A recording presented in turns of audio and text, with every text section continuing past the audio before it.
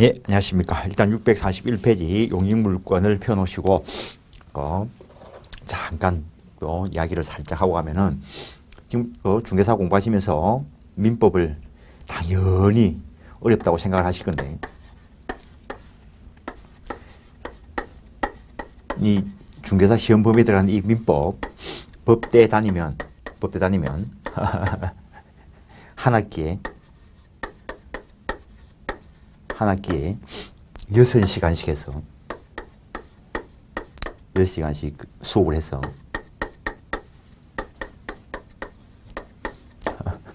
삼 년 해도 안 끝나는 걸 학교, 대학 수업 다들 뭐 아실 거고 한 학기에 10시간씩 수업을 해가지고 3년을 해도 안 끝나는 걸 끝나지 않는 걸 여러분들은 워낙 천재라 가지고 2달 만에 끝장을 내려 한다는 거지.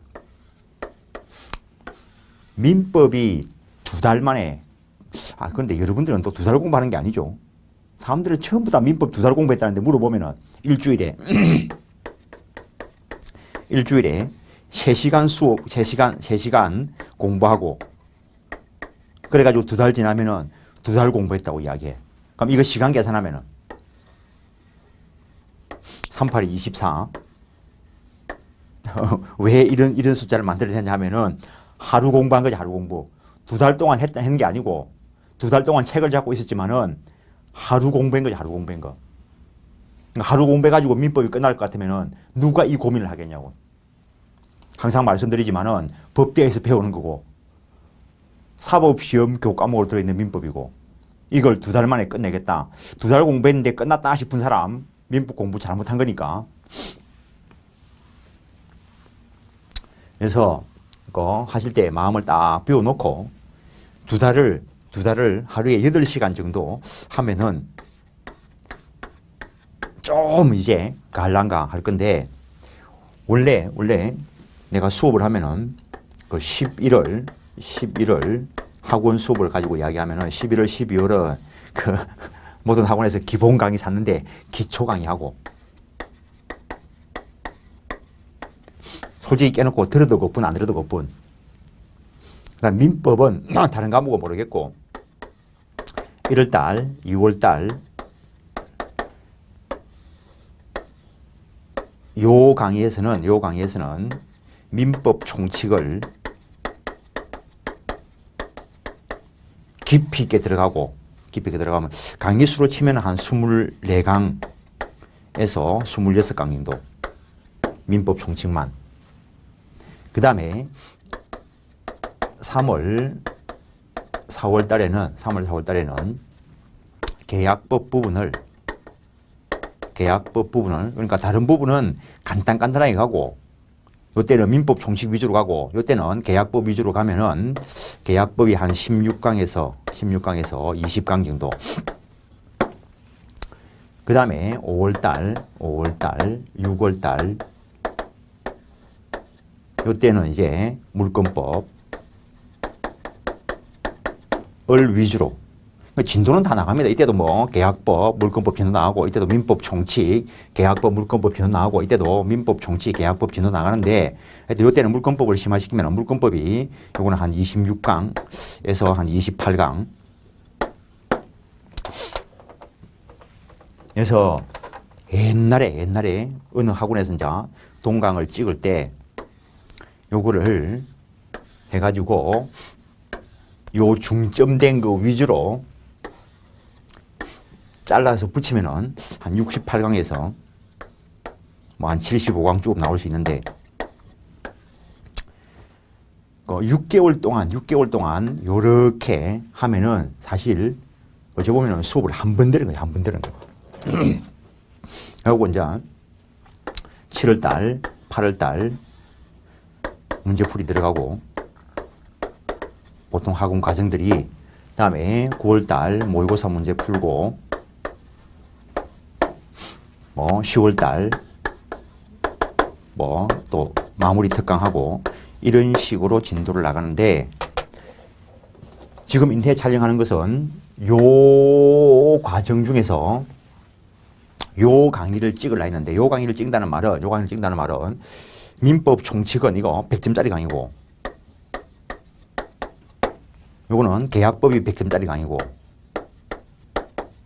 요거는 물권법이 100점짜리 강의고, 물론 특별법은 각각 관련되는 부분하고 연결시켜서 이야기하는 거고. 근데 이번에 촬영하는 거는 대충 한 45강에서 45강, 46강 이래 될 것 같은데, 그럼 다시 이야기하면은 한 85점 강의,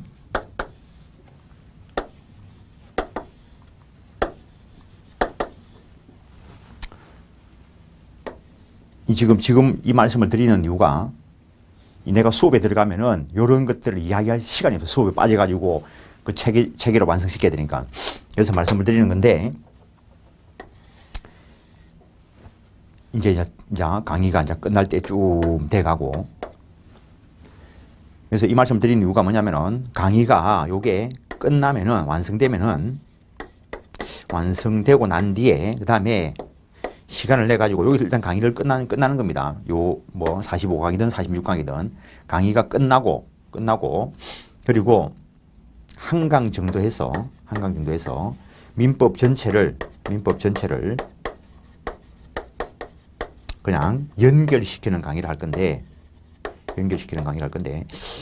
요게 문제풀이 할 때, 또는 모의고사 할 때, 한 3시간 정도 필기 안 하고, 여기서 수업했던 것보다 말을 좀 더 빨리 해서 필기 안 하고 민법 전체를 읊으면은 3시간 하면 다 읊을 수 있습니다. 보통 학원 수업할 때 요 어느 쯤에 들어보신 분은 아시겠지만은 도예 특강을 하는데, 이번에는 강의 일정이 어떻게 될지 모르겠는데 이미 인터넷에도 돌아다니고 있을 거고, 요거를 7강을 하면 7강을 인터넷에 돌아다니고 있는 거 들으셔도 됩니다. 특별법 부분은 빼고, 부분은 주임법, 상임법, 그다음 집합 건물의 소유 및 관리에 관한 법률 쪽은 법이 개정된 부분이 있으니까 그 부분 빼고는 들으셔도 되는데, 7강을 맞추는 이유가 뭐냐면은, 하루에 한 개씩 들으면은 일주일 만에 다 듣는다는 거예요. 일주일 만에 민법을. 그러니까는 1시간에서 1시간 반짜리 7강인데 그걸 좀 빨리 듣게 해가지고 하면은 1시간 안쪽에 끝내면은, 하루에 한 개씩 들으면은 일주일 만에 끝내면은 요 기간 활용을 하면은 8번을 들을 수 있다는 거죠. 요 강의가 되고 나야 요 강의를 들을 수 있어요. 옛날에 어느 분이 수업을 딴 데 듣고 요걸 어디서 듣고 요거 들으려고 왔는데 말도 안 되는 소리를 하고 갔는데, 기본이 안 되면 들을 수 없습니다. 기본이 안 되면은. 그리고 시험은 절대로 이걸 벗어나지 않아요. 절대로 벗어나지 않지만은 기본 바탕이 안 깔리면은 못 들어, 이거는. 더 심하게 이야기하면은 내 수업 3시간 하는 이걸 벗어나는 것은 없어, 중개사 시험에서는. 그런데 이걸 알아들으려 하면은 단계를 밟아야 이걸 들을 수 있어요. 근데 요거는 내가 지금 생각하기로는 내 일정상 9월 15일쯤 돼가지고 요거를 촬영해가지고 올릴 수 있을 것 같고, 그 다음에 요 강의가 끝나고 난 뒤에 한강은, 요거는 한강만 찍을 건데, 한강이 30분이 될지, 1시간이 될지, 2시간이 될지, 그거는 그때 가가지고 할 건데, 요게 연결이 되면은 요거 가지고 민법 공부가 끝납니다. 하여튼, 결국엔 이걸 알아듣기 위해서 하는데, 옛날에 내가 학원 수업하고 막 그럴 때는 요게 소문 나가지고 공부는 안 하고 있다가 요것만 들어가지고 뭐 어찌 해보라는 사람, 도둑놈이지 깨놓고. 죄송합니다. 괜히 흥분했네. 내 말은 지금 이제 2월달 뭐 다 올라갈 때쯤 되면 한 3월달쯤 될 수도 있는데, 내가 미리 찍어 놓더라도, 그러면은 이때부터 해가지고 요쯤 되면은 요거를 들을 수 있는 실력이 돼야 된다는 거. 그리고 어차피 여러분들이 합격하고 나와가지고 영업하는 거는 요것만 필요해요. 요것만. 그 다음에 합격하시고 난 뒤에 뭐 전화를 해가지고 또는 인터넷으로 질문하시는 분들이 있는데 내 수업을 안 들으면은 내가 질문한 걸 답변해줘도 답변도 못 알아들어요. 민법은 자기가 기본 실력이 안 되면 답변도 못 알아들어요. 그래서 공부할 수 있는 시간이 여러분들이 합격을 하고 영업을 하고 업을 할 때도 공부할 수 있는 시간이 합격하기까지입니다. 합격하기까지 공부를 정상적으로 하시라는 거지.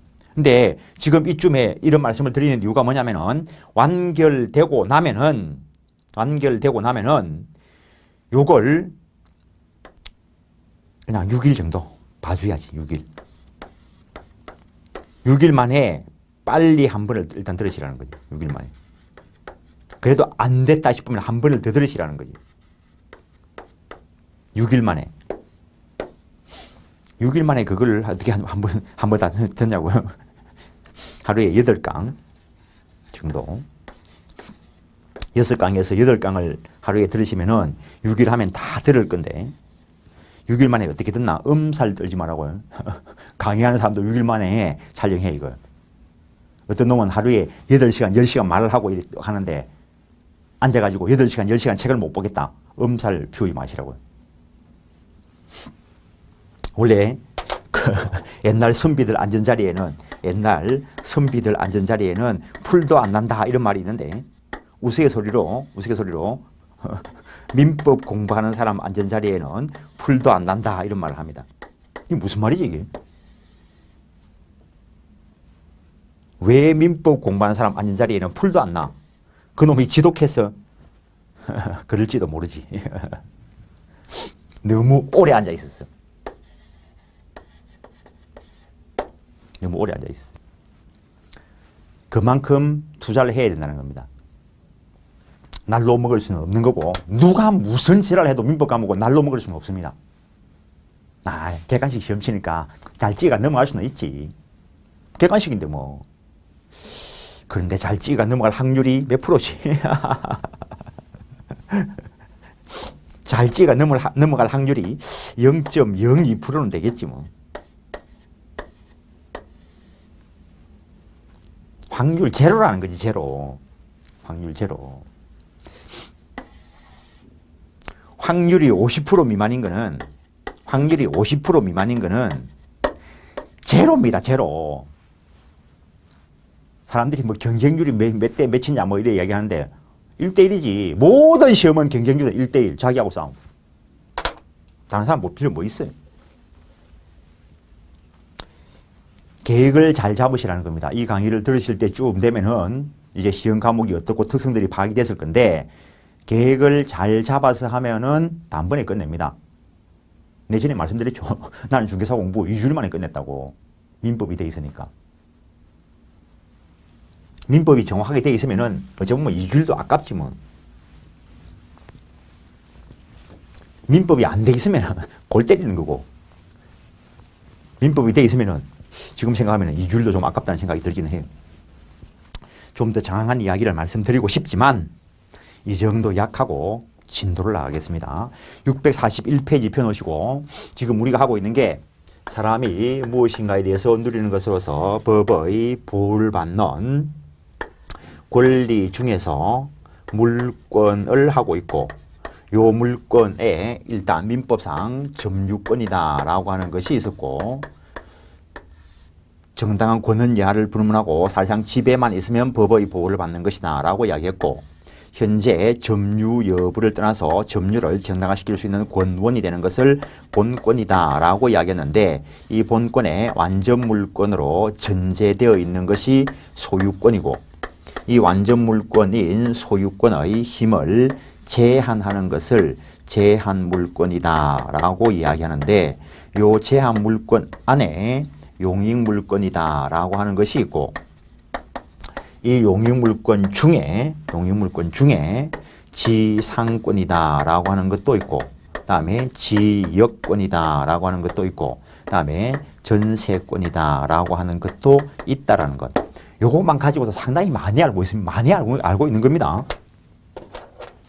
지상권이 뭔데 이러면 아직 뭔 건 모르겠지만 용익 물권이다. 그 중에서 제한물권이다. 제한물권이라는 것은 소유권의 힘을 제한한다. 점유를 정당화시키는 근원이 되는 본권이고 물권으로서 권리에 해당하고 사람이 누릴 수 있는 거다. 어쩌면 공부 다 한 겁니다, 이거. 여튼 제한물권이다라는 말은 타인의 소유권을 제한하지 내가 토지 소유자인데 내가 이 땅 위에 건물 짓고 싶으면 내 땅에 다른 용의권 설정해야 돼? 안 해도 돼요? 안 해도 돼. 왜? 완벽한 소유권, 여기에 사용수익 처분의 권능이 다 들어있기 때문에 내가 토지 소유자라면 그 토지 소유권 위에 그냥 건물 지으면 돼.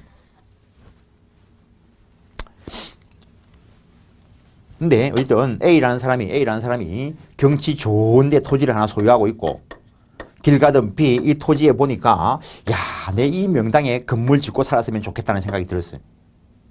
그럼 이 토지 위에 건물 짓기 위한 가장 좋은 방법은 돈이 되고 허용하면은 매입해가지고 소유권 취득하는 방법이 가장 좋아. 토지 소유권을 취득을 해서 거기에 건물 지으면 돼. 근데 저놈이 죽었다 깨나도 니한테 팔기는 싫대. 그럼 빌려 쓰면 되지 뭐. 그 빌렸을 때 물권의 방법으로 토지를 빌려서 건물을 짓는 방법으로는 지상권을 설정해서 건물을 지어도 되고 토지에 전세권을 설정을 해서 건물을 지어도 되고 물권의 방법으로 못 빌려주겠다 그러면 채권의 방법으로 빌려 쓰는데 그걸 공짜로 빌려 쓰면 사용대차를 할 것이고 대가를 지불하고 빌려 쓰면 그것을 임대차라 할 걸. 니한테 빌려주기도 싫대. 그럼 어떡하죠? 몰래 가서 밤에 건물 지을까? 남의 토지 위에 불법 점유해가지고 건물 지으면 철거 청구를 당해가 철거당할 거라고. 그 마음을 비워야지. 에이, 저거는 내하고 인연이 없는갑다 생각을 하고 건물 짓는 마음을 접어야지. 원래 민법 공부는 이런 식으로 하는 겁니다. 구별해가지고 왜 차이점이 있는가. 근데 공부를 다 하고 난 뒤에 여러분들이 내가 책에 곳곳에 도표를 그려놨는데 그 도표를 보면서 정리를 해보시라는 거지. 길 가다가 친구를 딱 만났는데 야 친구 너 요새 민법 공부한다는데 민법 한번 이야기해봐. 뭘 이야기할 수 있습니까? 그걸 이야기하려고 민법 공부하는 거 아닙니다. 일단은 교과서를 보고 무슨 말인 줄 알아야 되고 그리고 문제를 풀면서 이게 어떤 문제인 줄 알아야 되고 그리고 상황이 발생했을 때 여기에 어떤 원리가 적용될 것인가를 파악하는 것이지 백지에 쓰는 거 아니라고. 그거는 내 같은 사람이 하는 거고. 민법 강의하실 생각이 있으면 한번 해보시라고. 중개사 공부하는 정도의 양이라면 500년 해야 되고 500년.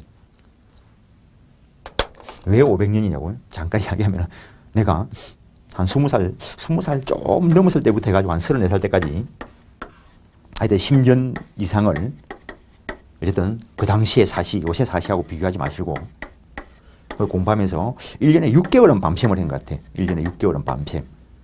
우리가 밤샘이라는 것은 24시간 잠을 안 자는 걸 밤샘이라 해. 밥만 먹고 책만 보는 거, 밥만 먹고 책만 보는 거. 그 1년 중에서 6개월을 밤샘해가지고 민법 공부를 했었던 것 같아요.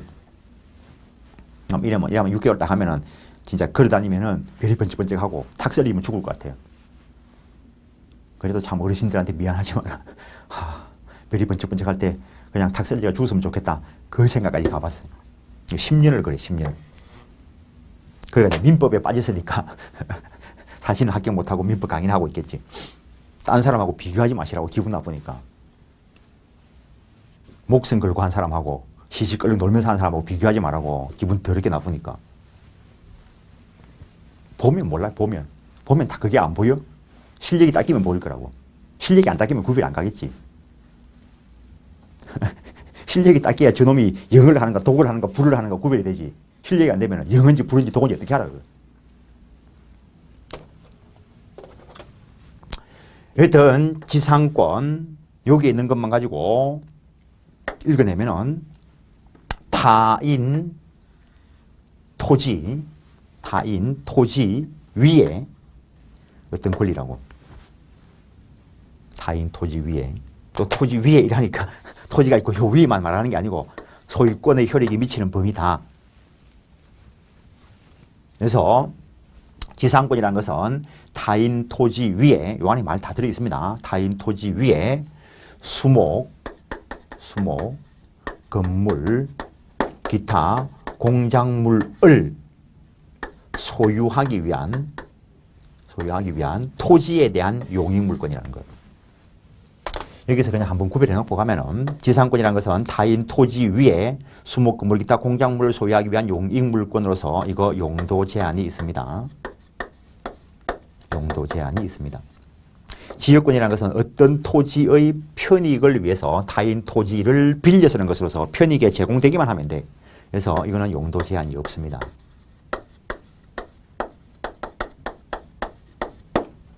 전세권이라는 것은 타인의 부동산을 그 용도에 따라 사용 수익하고, 그래서 용도 제한이 있습니다. 다 물건인데, 다 물건이긴 한데 지상권은 배타성이 있습니다. 지상권자가 토지를 사용하는 부분에 대해서는 다른 사람이 사용 못한다는 거지. 전세권에도 배타성이 있습니다. 전세권자가 부동산 이용하는 부분에 대해서는 소유자도 사용 못해. 소유권 힘을 제한하는 건데, 지역권의 경우에는 비배타적,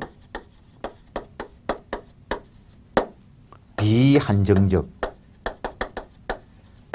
공용적 성질을 가진다라고 이야기를 해요. 공용적 성질을 가진다. 함께 더불어서 사용할 수 있다는. 지역권은 요역지 토지에 부종하고, 부종성이 있으면 수반성이 있습니다. 넓은 의미의 부종성 안에는 좁은 의미의 부종성과 수반성이 다 들어간다는 거예요. 전세권은 전세금에 부종하고,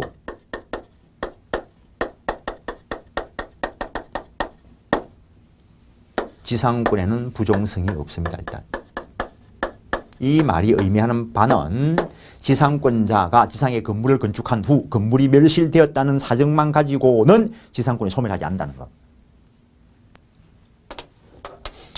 토지 소유자가 지상에 건물을 건축했는데 건물이 멸실한다고 토지 소유권이 소멸하는 것은 아니라는 거지. 마찬가지로 지상권자가 지상에 건물을 건축한 후 그 건물이 멸실된다고 해서 지상권이 소멸되는 건 아니라는 거지. 이런 것들도 공부 다 하고 난 뒤에 확인해 보는 자리입니다. 그러니까 다시 이야기하면은 공부하신 분들이 들으면은 오 그렇네 이래 되는 거고, 공부하는 사람이 들으면은 귀신 씨나라 까먹은 소리고. 그 중에서 이제 지상권을 봅니다. 지상권이 뭐냐? 물권이다. 점유를 정당화시키는 권원이 된다. 소유권의 힘을 제한한다. 용익물권이다. 용익물권은 부동산 일부 위에 설정될 수 있다. 그런 거 저 앞에서 보고 왔습니다. 그럼 이러한 지상권이 어떻게 취득될 것인가? 지상권이 어떻게 취득될 것인가? 많이 했죠. 법률 요건이 충족되어야 한다. 그럼 법률 요건에 뭐가 있나? 법률 행위라는 것도 있고, 법률 행위에 하지 않는 법률에 규정된 것도 있다. 법률 행위에 의해서 부동산 물권, 부동산 소유권뿐만 아니라 부동산 물권, 지상권을 취득하기 위해서도 지상권 설정 등기가 있어야 된다는 것. 소유권 등기는 등기부 갑구에 할 거고, 지상권 설정 등기는 등기부 을구에 할 거고. 그래서 소유자와 지상권 설정 계약을 체결하고, 민법, 총칙, 법률행위 이론, 계약법 이론 다 들어간다는 거 설정하고, 지상권 설정 등기를 하여야 지상권 취득한다는 거. 다음 지상권자로부터 양수할 수도 있습니다. 지상권 설정 등기는 소유자하고 거래를 해서 을구의 독립 등기로 지상권 설정 등기가 되는데, 등기법을 알아야 알아듣습니다. 이거는. 다음에 지상권자와 지상권 양수 계약을 체결하면 등기부 을구에 지상권 이전 등기는 부기 등기로 경영합니다. 이것도 미리 하나 봐놓고 가면은, 토지가 있는데 갑부를 열어봤더니 A가 소유자이고 얼굴을 열어봤더니 이 B가 지상권자로 되어 있다는 거죠. 그럼 이 그 안에 이 토지 누가 사용할까 물어보면 이 사람이 사용할 거라는 거지. 특별한 다른 사정이 없는 한. 근데 이 이후에 누가 저당권을 설정을 하면서 A한테 돈을 빌려주었고 누가 B로부터 지상권을 양수하여 지상권 이전 등기가 되었다면 나중에 이 사람이 경매 실행하면은 이 지상권은 소멸될까 안 될까? 소멸 안 된다는 거. 이렇게 부기 등기하는 이유는 앞에 있는 이거하고 동일선상에 있는 것이라는 거. 기록상 여기에 있지만 이 권리는 이 권리하고 성질이 똑같다는 거. 그래서 선순위 권리니까 저당권 실행되어도 이 지상권 등기는 소멸하지 않는다라는 거. 등기부만 가지고 이런 것들을 읽어낼 수 있어야 됩니다. 법률 규정에 의해서 지상권 취득하는 거 상속받으면 됩니다. 재산권인데 상속이 일어납니다. 지상권 위에 저당권 설정이 가능하니까 경매를 통해서 경락을 받을 수 있습니다. 현실적으로 그런 경우가 거의 없지만 이론상 가능하다는 거예요. 이론상. 근데 지상권에 특유한 것으로서 법정지상권이다라고 하는 것이 있다는 거예요. 법정지상권. 이게 여기에 성문법상 법정지상권도 있고 관습법상 법정지상권도 있다는 거예요. 이거는 교과서 편제대로 저 뒤쪽에 가서 보시기로 하고 법률 행위에 의해서 지상권이 취득되기 위해서는 등기해야 되는데 지상권에 있어서 지료는 불문한다는 거. 지상권에 있어서 지료는 요소가 아니라는 거. 지역권에 있어서 지료도 요소가 아니라는 거. 전세권에 있어서 전세금은 요소라는 거. 유상의 약정을 할 수가 있는데 유상의 약정 안 하면 무상이고 유상의 약정을 하면은 등기할 수는 있다는 거. 등기법에 가면 이런 게 임의적 기재사항입니다. 지상권 설정 등기에 있어서 이 등기는 필요적 등기사항이겠지만 유상의 약정 등기할 수 있다는 거. 임의적 기재사항 이거는 대항력 요건으로 작용합니다. 등기부의 기재가 없으면 제3자에게 주장은 못하고 등기부의 기재가 있으면 제3자 즉 소유권 양수인에게도 소유권 양수인도 주장할 수 있는 것이고 그런 것들. 그러면 이렇게 취득이 되었다면 타인의 것을 빌려 쓰는데 얼마만큼 빌려 쓸 수 있는 거예요?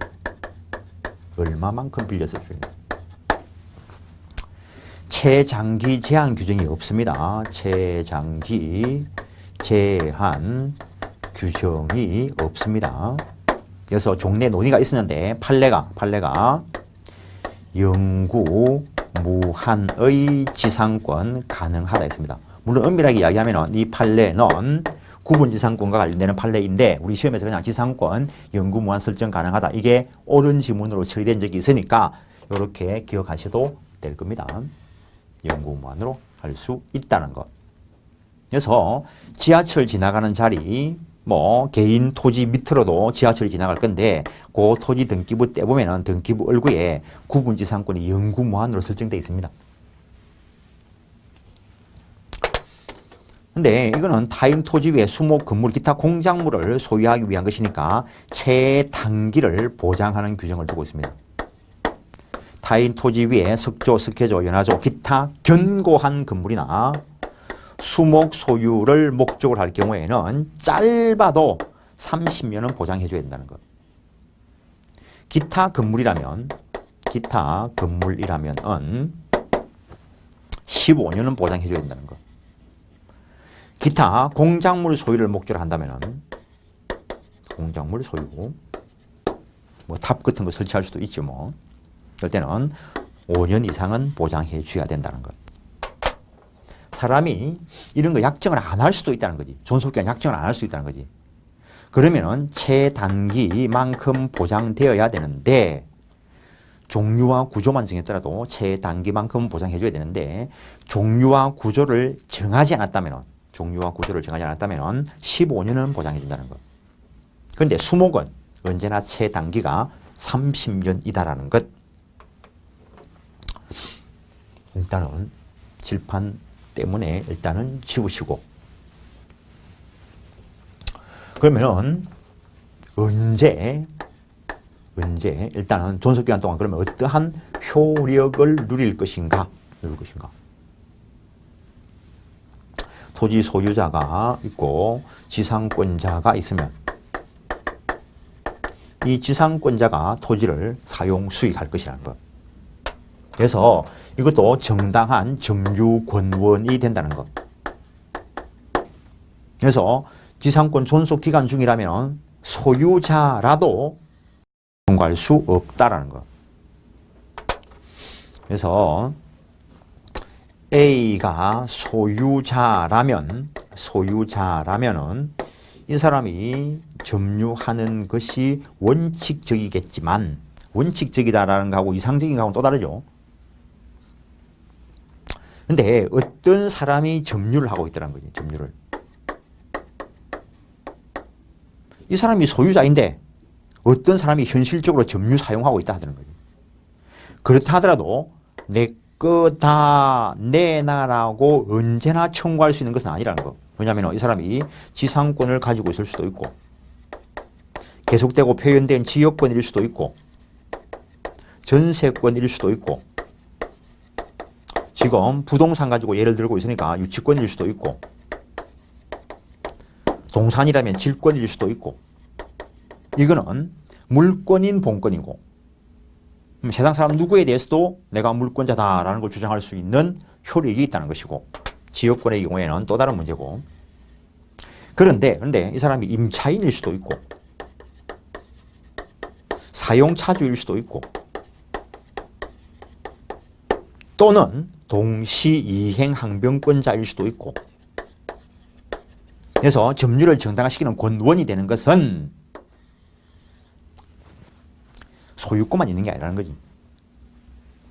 물권일 수도 있고 채권일 수도 있고 항변권일 수도 있고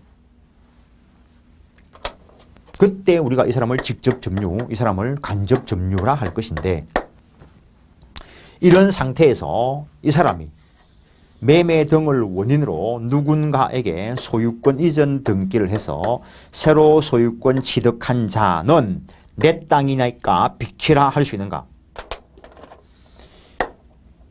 이 사람한테는 못해. 왜? 물권이니까. 물권은 세상 사람 누구에게라도 주장할 수 있으니까. 이 사람이라면 주장할 수 있어요. 네가 임차인인 거는, 네가 사용차주인 거는 임대인이나 사용대주에 대한 것이지 내한테 주장할 권리가 아니라는 거지.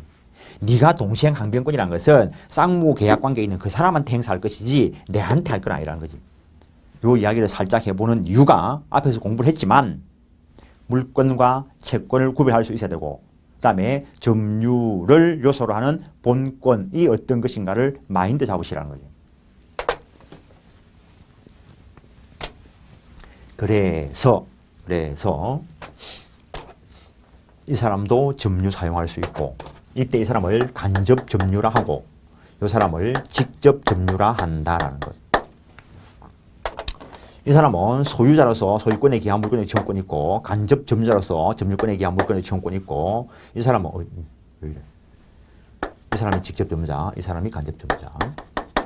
점유 매개 관계에 의해서 현실적으로 점유하고 있는 자를 직접 점유, 그 배후에 있는 자의 점유를 간접 점유다라고 할 것인데 일단 이 사람도 직접 점유권에 기한 물권적 지원권, 지상권 자체에 기한 물권적 지원권이 있다는 것. 그래서 이쪽이 점유 권한을 가지고 있으면은 이 사람한테는 소유권에 기한 반환 채권권 이런 게 행사 못 한다는 거. 직접 점유와 간접 점유가 충돌하면 직접 점유를 우선 보호한다라고 이야기했었고 그래서 여기에 제3자가 불법적으로 건축하려고 하면은 이 사람은 직접 점유 가지고 하지 말아 할 수 있고 이 사람은 간접 점유 가지고 하지 말아 할 수 있고 이 사람은 소유권에 의해서 하지 말아 할 수 있고 이 사람은 지상권 가지고도 하지 말아 할 수 있다는 거. 이런 체계들이 느껴져야 됩니다.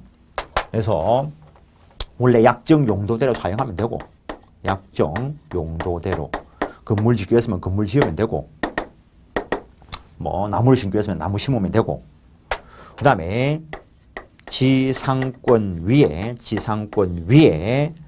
저당권이 설정될 수도 있고 가등기 담보권이 설정될 수도 있습니다.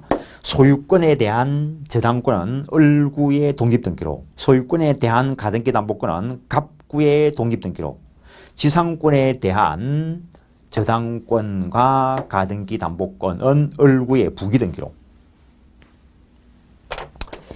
그러면은 이러한 지상권이 때가 되면은 소멸할 거라는 거죠.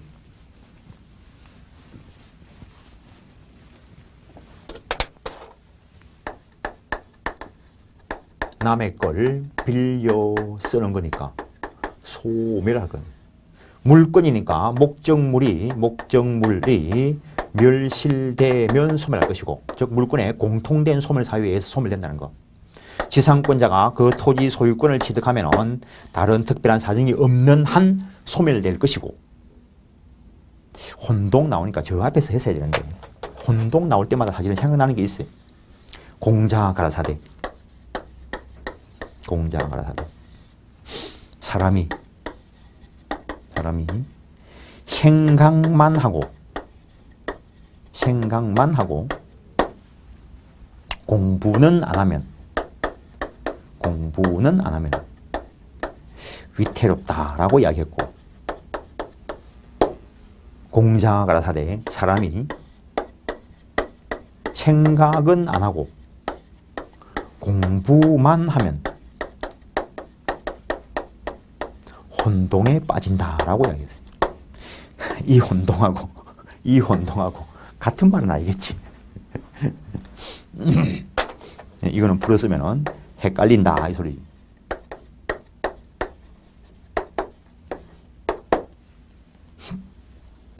사람이 생각만 하면은 오만 별짓을 다 하지. 옆에 사람 딱 치다 보니까 잡아 죽이고 싶어. 그대로 하면 위태롭지. 공부를 해가지고 이런 건 하면 안 된다, 이런 건 해도 된다, 이런 걸 판별할 능력을 길러내야 된다는 소리 갖고 내가 공자가 아니니까. 공부만 하면은 열심히 외우고 계시죠. 민법만 외우는 것도 아니고 학계론, 중개사법, 등기법, 세법 다 외우고 계시죠. 나중에 미칠 거라고. 외우기 시작하면은 다른 과목 다 합친 거에 곱하기 100배를 해도 민법 외울 게 많아. 나중에는 그런 식으로 공부하면 나중에는 공부를 포기하게 돼 있어요. 민법을. 야금야금 조금씩 가랑비에 옷 젖듯이, 안개에 옷 젖듯이 살살 야금야금 이해해가는 게 민법이라 했습니다. 그 맛을 모른다면 민법을 끝낼 수 없습니다.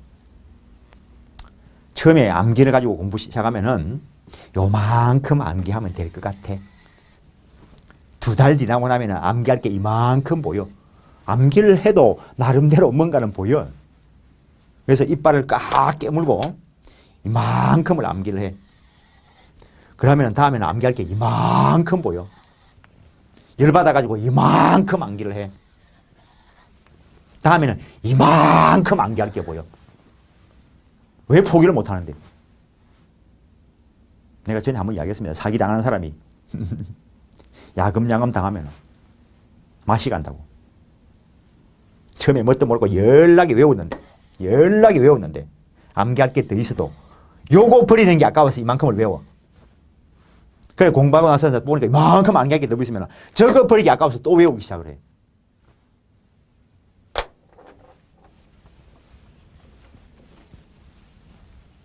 공부를 정상적으로 하는 사람은 공인중개사 시험은 6개월 만에 끝나는 게 정상이고, 약간 비정상적으로 하더라도 보니까 한 3년 걸리는 분들이 있더라고.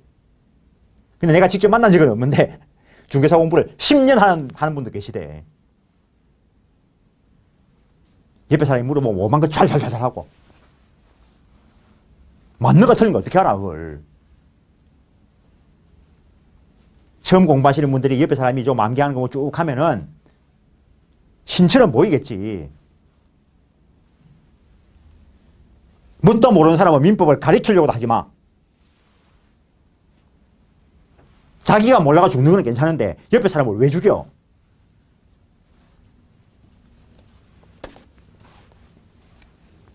제가 말씀드리는 거는 내나 여러분이나 사람이고 공부도 하고 생각도 하고 종합하자는 겁니다.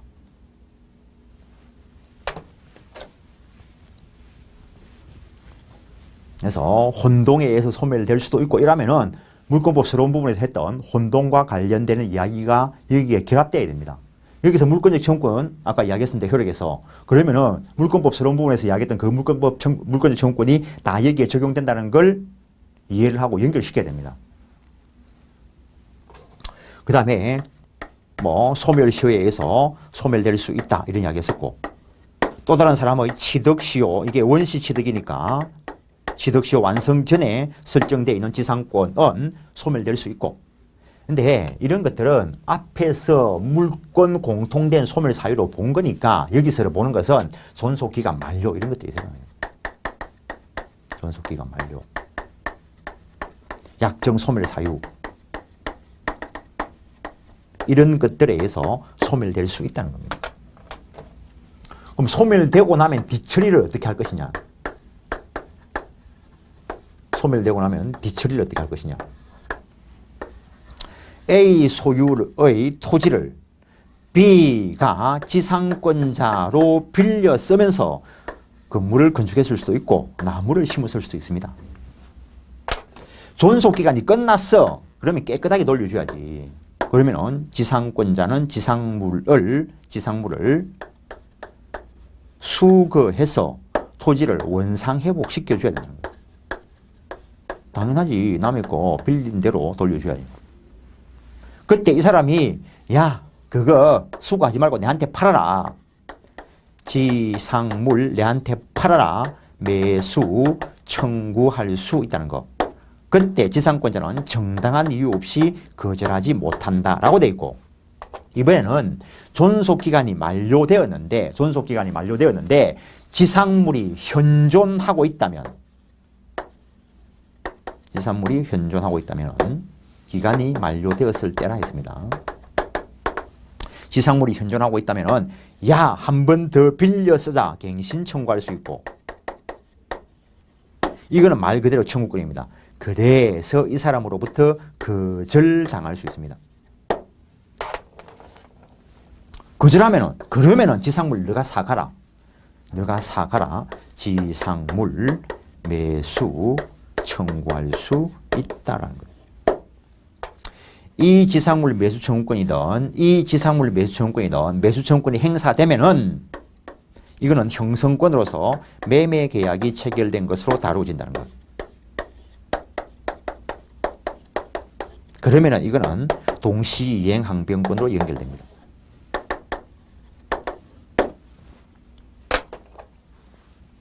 그 다음에 이 토지의 지상권 설정한 자가 이 토지에 비용을 들였을 수 있는데, 지상권적에는 비용 상환 청구권 규정이 없습니다.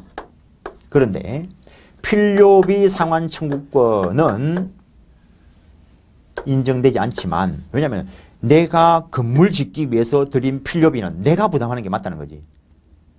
근데 내가 복토 등으로 인해서 토지 가치를 증가시킨 유익비가 있으면 유익비 상환 청구권을 인정해 준다는 거. 유익비의 경우에는 지출액 그리고 증가액이 현존하는 경우에 돌려받을 자의 선택에 따라서 상환 청구할 수 있다라는 거 기억하시고, 비용 상환 청구권은 물건과 관련돼서 발생한 것이니까 상환 안 해주면 유치권으로 연결된다는 것.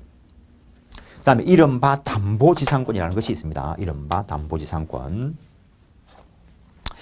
담보지상권이라는 것은 이게 A 소유의 토지인데 누군가가 돈 빌려주고 저당권 설정했을 수도 있고, 누군가가 돈 빌려주고 가등기 담보권 설정했을 수도 있습니다. 이때 A로부터 토지를 임차한 자가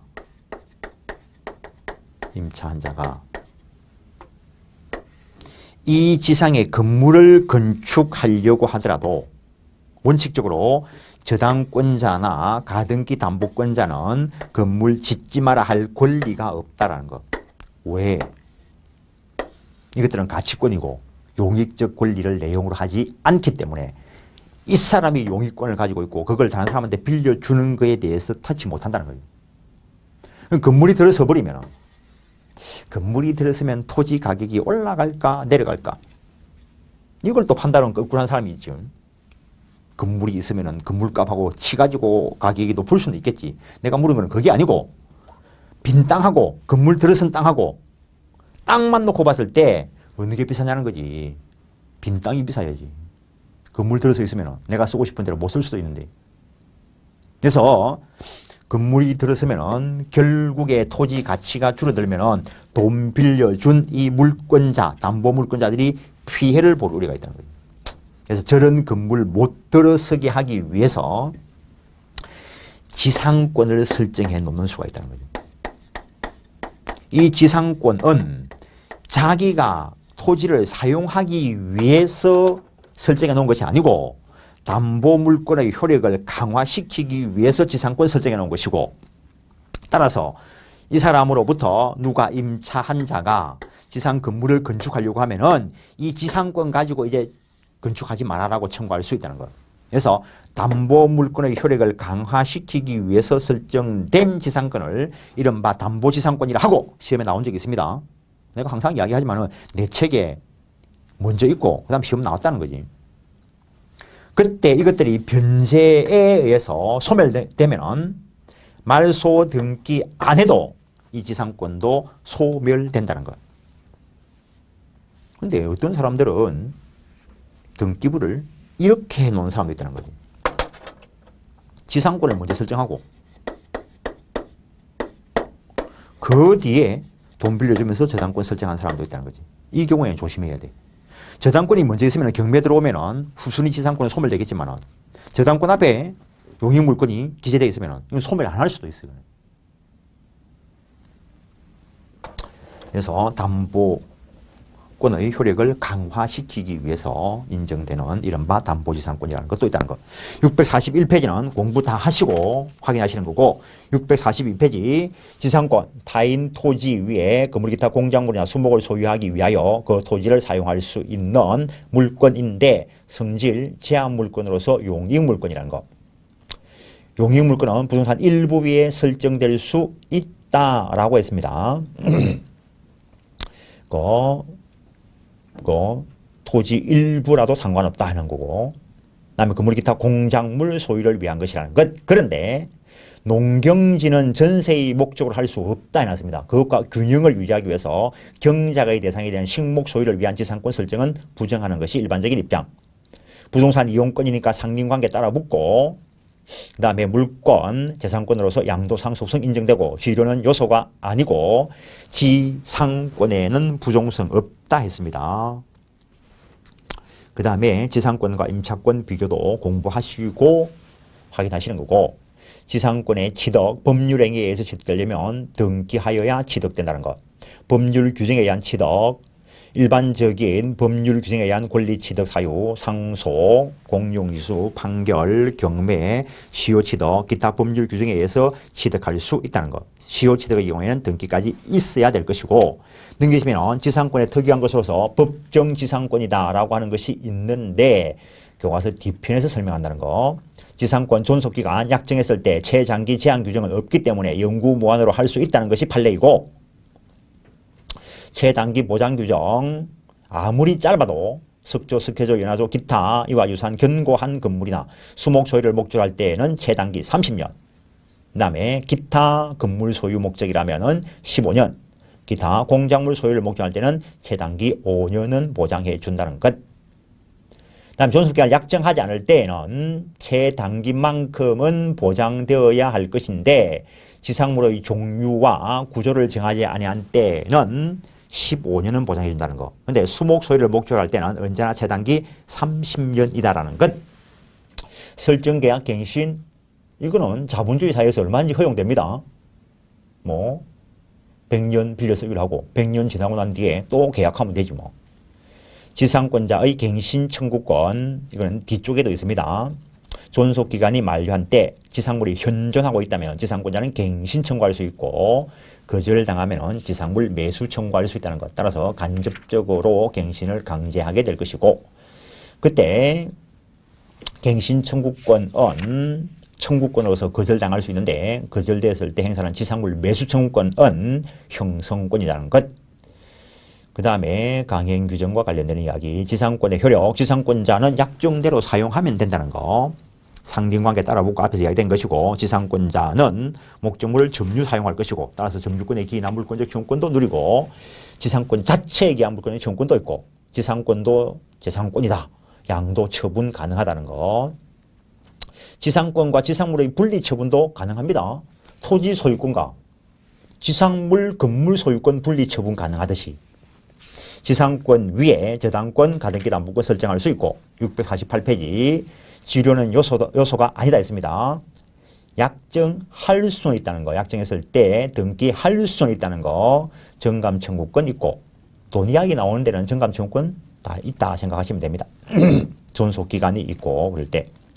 근데 2년 이상 지료를 연체한 때에는 소멸 청구할 수 있다 되어 있습니다. 반드시 연속적일 필요는 없고 불연속 2년이어도 무방한데 지상권이 설정되고 소유자가 바뀌었을 때는 양도 전후에 걸쳐서 2년 이상인 것 가지고는 안 된다는 거. 그것도 시험 나왔습니다. 토지 소유자가 있고 값을 열어봤을 때 A가 소유자인데 얼굴에 보니까 누가 지상권을 가지고 있고 지료 기재되어 있는데 1년을 연체하고 소유자가 바뀌었을 때 또 1년 연체함으로써 이렇게 소유자 변경 전후를 합산해서 2년인 거 가지고는 소멸 청구 못한다는 거.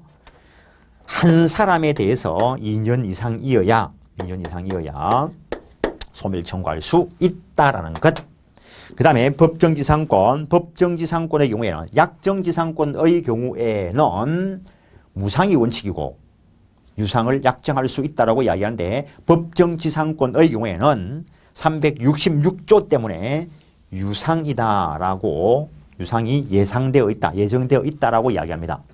그때 지료를 정할 수 있는데 합의가 안 되면 법원에 청구해서 정해질 수 있는데 법정지상권이 발생을 했지만 지료에 협의가 없어서 지료를 지급하지 않을 때 그것이 2년을 넘어서도 확정된 게 없으니까 소멸 청구할 수 없다라는 것. 그런데 동그라미 2번 649페이지 판결 확정 후 지료 지급 청구를 받고도 연체하고 있을 때 판결 확정 전후에 걸쳐서 2년분일 때는 소멸 청구할 수 있다는 것. 지상권자, 물권의 정권이 있고 불법 점자에 대해서 사용권을 침해했으니까 불법 행위로 인한 손해배상 청구할 수 있다라는 것. 지상권자는 손해배상 청구할 수 있는데 토지 소유자는 이미 자기는 사용 권능이 없기 때문에 손해배상 청구를 못합니다. 이른바 담보지상권 읽어보시고 담보권의 효력을 강화시켜주기 위한 것이라는 것.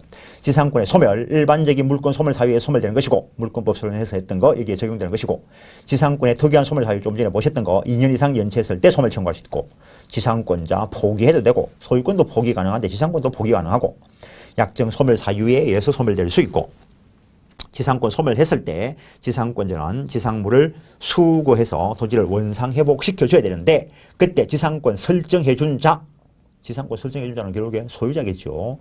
그때 이 사람이 매수 청구하면 지상권자, 빌려서는 지상권자는 정당한 이유 없이 거절하지 못한다. 이 매수 청구권 형성권이다. 그다음에 지상권자의 갱신 청구권과 매수 청구권 앞에서 이야기된 것이고 매수 청구권 행사되면 매매 계약이 체결된 것으로 되니까 동시행 항변권 따라 붙고 지상권에는 비용 상환 지원권 규정은 없지만 유익비 상환 지원권은 인정되고 유익비 상환 안 해주면 유치권에 의해서 담보될 수 있다는 것. 그 다음에 특수한 지상권으로서 구분지상권이다 라고 하는 것이 있습니다. 일반적인 지상권을 설정을 하면은 토지 소유권의 효력이 미치는 범위만큼 지상권자가 사용할 것이라는 것.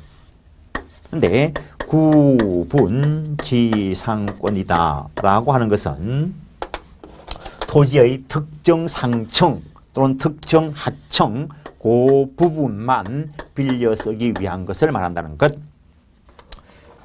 따라서 성질은 지상권과 다를 바 없고 양적인 차이만 있을 수 있다는 것. 그다음에 상청 또는 하청, 요 지하철 지나가는 거, 뭐 전선 지나가는 거, 그 특정 층만을 빌려 쓰는 것이기 때문에 수목 소유를 위한 구분지상권 설정은 못한다는 거. 나무를 심으면 위로 아래로 다 활용해야 될 것이기 때문에 수목 소유를 위한 구분지상권 설정은 안 된다는 것. 뭐 의 이야기가 됐고, 성질 물권이다, 용의 물권이다, 뭐 제한 물권이다 이런 이야기 됐고, 그럼 취득은 기본 체계를 맞추라는 겁니다. 법률 요건 충족돼야 되고, 법률 행위에 의해서 취득할 수 있고, 법률 규정에 의해서 취득될 수 있고, 당연히 상속받을 수 있고,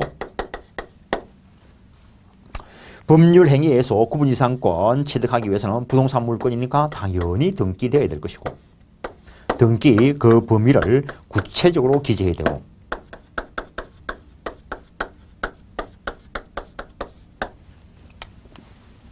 당연히 영구무한으로 설정될 수 있고, 구분지상권을 설정하려고 할 때 토지 소유자 외에 토지 소유자가 있고, 이 토지에 대해서 뭐 지상권자가 있을 수도 있고, 또는 저당권자가 있을 수도 있고, 이 지상권 위에 또 다른 누군가가 저당권을 가지고 있을 수도 있고, 이런 토지에 대해서 이해관계 있는 자가 있으면 이 전원의 승낙이 있어야 구분지상권 설정할 수 있다는 거. 승낙 없으면 설정 못하는 것이고, 그 정도 아시죠?